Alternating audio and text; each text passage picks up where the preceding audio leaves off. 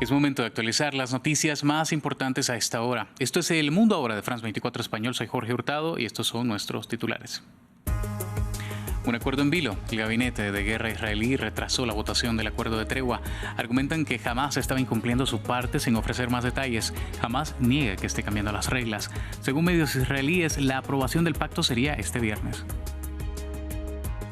En el enclave palestino, las bombas no paran de caer. El número de víctimas mortales desde que anunciaron el acuerdo asciende a más de 80 personas, según la más reciente actualización del Ministerio de Salud gazatí. En Francia, el primer ministro François Bayrou superó su primera moción de censura en la Asamblea Nacional. Los socialistas no respaldaron la medida presentada por la Francia insumisa. Tenemos reporte desde París.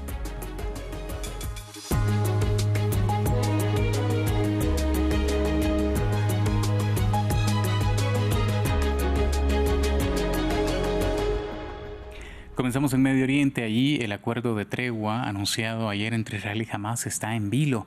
La oficina del primer ministro de Israel, Benjamín Netanyahu, anunció que el gabinete de guerra retrasó la votación para aprobar el alto el fuego. Medios informan que la reunión para la aprobación final del acuerdo será este viernes. Nuestro corresponsal en Jerusalén para Israel y los territorios palestinos, Federico Cuellar Verena, nos reportó sobre lo más reciente que se sabe para la firma del acuerdo. Sí, lo que ha trascendido en las últimas horas es que por parte de fuentes estadounidenses que esos últimos obstáculos que existían para concluir el acuerdo de cese el fuego entre Israel y Hamás ya han sido resueltos. Esto también lo informó, por ejemplo, el líder del partido ultraortodoxo Shas, que es uno de los que integra la coalición de gobierno de Netanyahu. De esta manera, según informan los medios israelíes, la reunión del gabinete israelí que tiene que ratificar este acuerdo, primero en el gabinete reducido de seguridad y luego en el pleno de ministros, se va a llevar a cabo este viernes, después de que durante toda la jornada se retrasara ese voto que estaba previsto para hoy, según la oficina de Netanyahu, debido a estas negociaciones de último minuto que, de acuerdo también a diversas fuentes, rondaron en torno a la identidad de algunos de los prisioneros palestinos que jamás demandaba liberar. Al mismo tiempo, lo que también han marcado los medios israelíes es que esta demora se debió también a la crisis política que enfrenta el gobierno de Benjamín Netanyahu en su interior debido al rechazo de los partidos de ultraderecha a este acuerdo. Si bien el acuerdo tiene la mayoría dentro del gobierno para ser ratificado, lo que sucede es que los partidos de ultraderecha amenazan con abandonar la coalición y hacer caer el gobierno de Netanyahu si se procede con este acuerdo, o como hoy ha señalado el partido sionismo religioso, si no hay una garantía expresa por parte de Netanyahu de que se va a retomar la invasión en Gaza después de que se cumpla la primera fase del acuerdo. Entonces habrá que esperar esa discusión interna este viernes para ratificar el acuerdo, pero mientras tanto los mecanismos, tanto por parte del gobierno israelí como por parte de organizaciones humanitarias, están en marcha para llevar a cabo la implementación de este acuerdo que se estima y se espera que se pueda comenzar el próximo domingo. En su última conferencia de prensa como secretario de Estado de Estados Unidos, Antony Blinken se refirió al acuerdo para la tregua entre Israel y Hamás. Blinken dijo que está en contacto con los negociadores y aseguró que confía en que el alto el fuego comience el próximo domingo, tal y como fue anunciado el día miércoles. Escuchamos. En cuanto al alto el fuego, sí, tengo confianza y espero plenamente que la aplicación comience, como dijimos, el domingo. No es precisamente sorprendente que un proceso en una negociación que ha sido tan difícil y tan tensa se pueda quedar un cabo suelto. Estamos atando esos cabos sueltos mientras hablamos. He estado hablando de una forma u otra toda la mañana con Brett McGurk, con nuestros amigos cataríes, y tengo mucha confianza en que esto está avanzando y veremos el inicio de la aplicación del acuerdo el domingo. Los ataques aéreos israelíes mataron a más de 80 personas en Gaza durante la noche del jueves, según informaron autoridades del enclave, horas después de que se anunciara un acuerdo de alto el fuego entre Israel y Hamás. El trato consiste también en la liberación de rehenes israelíes y de presos palestinos, con miras a poner fin a 15 meses de guerra. Sin embargo, las resistencias se expresaron en la coalición del gobierno de Benjamín Netanyahu, así como en las calles de Tel Aviv. Más detalles en el siguiente informe de Daci Lanza. Después de los festejos volvió el temor. Apenas después del anuncio del principio de acuerdo entre Israel y Hamás, los palestinos de la Franja de Gaza sintieron nuevamente las consecuencias de la guerra. En el enclave se registraron más ataques israelíes que dejaron decenas de muertos. Tamer Abu Shaban llora a su sobrina, quien murió mientras jugaba en el patio de una escuela preparada como refugio en Ciudad de Gaza. ¿Es esta la tregua de la que hablan? ¿Qué ha hecho esta joven, esta niña, para merecer esto? ¿Qué ha hecho para merecer esto? ¿Está luchando contra ti, Israel? ¿Dónde están los árabes? ¿Dónde están los musulmanes? Nadie tiene conciencia. Es una joven, una niña. En los otros territorios palestinos, en Cisjordania, también se registraron ataques israelíes el miércoles en que se anunciaron los acuerdos. La población marchó con los cuerpos de 6 muertos. En tanto, en Jerusalén hubo movilizaciones de parte de sectores que apoyan al gobierno del primer ministro Benjamín Netanyahu, pero rechazan el acuerdo con Hamás. En sus cantos aseguran: un terrorista liberado es el asesino de mañana. Estoy aquí para hacer un llamamiento de última hora al gobierno, al primer ministro. No firmes el acuerdo, no firmen el acuerdo con Hamás. La continuidad de los ataques, así como las presiones hacia Netanyahu, hacen temer por la total implementación del que podría ser el segundo acuerdo en 15 meses de guerra. El primer ministro de Reino Unido, Keir Starmer, prometió garantizar la seguridad de Ucrania si se negocia un alto el fuego con Rusia. Starmer ofreció un pacto de colaboración de 100 años con Ucrania para apoyar al presidente Volodymyr Zelensky. Las declaraciones las hizo durante su primera visita a Ucrania como primer ministro. En estas conversaciones se escuchó una explosión cuando Ucrania derribó un dron ruso cerca del Palacio Presidencial. Zelensky planteó la necesidad de tropas de paz occidentales tras un posible acuerdo de paz. Debemos examinar cómo podría terminar esta guerra, las formas prácticas de lograr una paz justa y duradera. Estamos de acuerdo en que debe ser una paz que garantice su seguridad e independencia. Trabajaremos con ustedes y con todos nuestros aliados en pasos que sean lo suficientemente sólidos para garantizar la seguridad de Ucrania. También puedo anunciar que entregaremos un nuevo sistema móvil de defensa antiaérea denominado Greyhawk, diseñado por los británicos y cofundado con Dinamarca, desarrollado para satisfacer las necesidades de Ucrania. En Francia, el primer ministro François Bayrou superó su primera moción de censura en la Asamblea Nacional. Finalmente, los socialistas no apoyaron la medida presentada por la Francia Insumisa. Nuestra periodista en París, Natalia Ruiz, nos reporta sobre la votación de este jueves.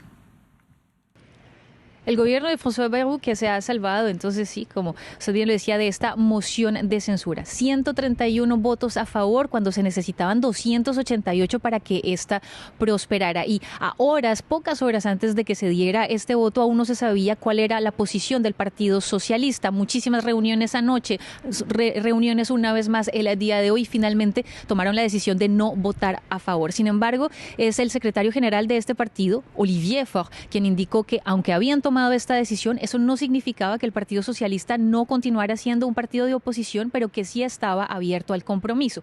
Los socialistas, los 66 diputados socialistas, lo que han querido es jugar de una manera diferente, tratar de lograr que Bayrou diera su brazo a torcer para seguir negociando ciertos puntos que son muy importantes para este partido y según ellos pues también para los franceses, uno que tiene que ver especialmente con la reforma pensional, y Bayrou de hecho pues fue cediendo sobre todo en los últimos instantes, últimas horas de antes de que se diera ese voto hoy, y una de esas medidas que él dijo que estaba dispuesto, por ejemplo, a presentar al Parlamento un texto de ley en el que se incluya, hablando de esta reforma pensional, pues el resultado de las negociaciones que se esperan sean exitosas entre los sindicatos de trabajadores y los sindicatos patronales, negociaciones que comienzan este viernes. Pero ahora esta posición que ha adoptado el Partido Socialista deja muchas preguntas, entre ellas si la alianza de izquierdas, ese nuevo Frente Popular creado para las elecciones legislativas anticipadas del año pasado, no está comenzando ya a tener sus fallas. En todo caso, esta posición del Partido Socialista que fue muy criticado ya por el líder de los insumisos, Jean-Luc Mélenchon. Los bomberos han experimentado cierto alivio en el sur de California. La alerta de bandera roja expiró sin provocar un crecimiento más explosivo del fuego. Según el Servicio Meteorológico Nacional de Los Ángeles, las temperaturas y los vientos han bajado y se espera la llegada de una capa marina profunda durante el fin de semana. Sin embargo, las autoridades advierten que se esperan vientos más extremos a principios de la próxima semana. A medida que el sol caía sobre la autopista de la costa pacífica de Los Ángeles, los pocos vehículos que podían circular por ella lo hacían lenta y tristemente.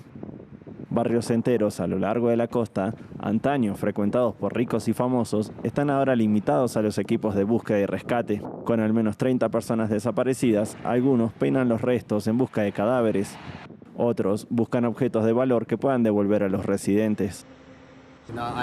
Sé que lo están haciendo lenta y metódicamente para que no falte nada. Las condiciones mejoraron el miércoles y los vientos que alimentaban las llamas disminuyeron, ofreciendo a los trabajadores de emergencia un alivio muy necesario. Afortunadamente, el tiempo que hemos observado en realidad ha sido todo buenas noticias. Los vientos de Santa Ana se han ido debilitando gradualmente durante el día de hoy y van a seguir debilitándose hasta mañana. Pero los residentes no están fuera de los bosques. Todavía, los dos mayores incendios siguen ardiendo. Hasta el miércoles, el incendio de Palisades había quemado más de 9.700 hectáreas y solo estaba contenido en un 19%. El incendio de Eaton, el más destructivo de la historia del sur de California, había quemado más de 5.600 hectáreas y estaba contenido en un 45%. Más de 12.000 estructuras han quedado destruidas y a las comunidades devastadas por las cenizas tóxicas y los residuos peligrosos les espera una tarea de limpieza inimaginable. Los tejados y las carreteras se han cubierto de retardante de fuego de color rosa brillante. Los coches han quedado carbonizados y sus neumáticos se han convertido en goma negra. Se siguen investigando las causas de los incendios y las autoridades afirman tener más de 150 pistas. En Sudáfrica, la policía confirmó la muerte de 78 mineros ilegales, conocidos como samasamas, de un grupo de casi 500 que quedaron atrapados a casi 2 kilómetros de profundidad en una mina de oro abandonada. La operación de rescate pone fin a meses de enfrentamiento con la policía, que en julio decidió bloquear las entradas e impedir el suministro de alimentos y medicinas, alegando que los mineros, en su mayoría migrantes, se negaban a salir para evitar ser detenidos. Un tribunal ordenó a las autoridades un plan de rescate. Nos lo cuenta Jesús Yajure. Autoridades han puesto fin a la operación de desalojo en una mina en Stilfontein, a 160 kilómetros de Johannesburgo, donde cerca de 500 mineros ilegales permanecían atrapados. El rescate terminó con la confirmación de más de 70 muertos, algunos cuerpos en descomposición y 216 supervivientes que fueron sacados a la superficie durante 3 días de operación de rescate, según dijo la policía el miércoles.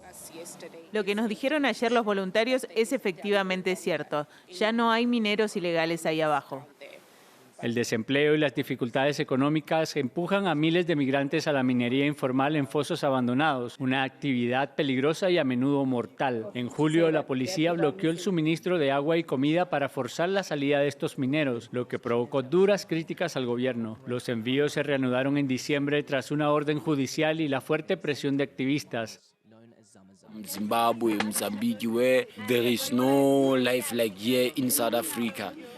Gente de Zimbabue y de Mozambique no tienen una vida como la de aquí. Vienen aquí, arriesgan sus vidas para que sus familias sobrevivan y nuestro gobierno los trata así. Es muy doloroso. La táctica oficial para ahuyentar a los mineros, como describió un ministro, ha sido calificada de vergonzosa y condenada por los sindicatos. Es simplemente la insensibilidad de la clase política y la indiferencia ante el sufrimiento, en particular la clase trabajadora negra pobre. De las 324 extracciones realizadas, 128 son de ciudadanos de Mozambique, 80 de Lesoto y 33 de Zimbabue, según confirmó un comisario provincial. Finalizamos en Estados Unidos. El aclamado director de cine David Lynch murió este jueves a los 78 años, según informó su familia. El cineasta será recordado por su trabajo como director y guionista de películas conocidas como Mulholland Drive, Twin Peaks y Blue Velvet. El también nominado al Oscar llevaba meses enfrentando una enfisema pulmonar atribuido a décadas de tabaquismo.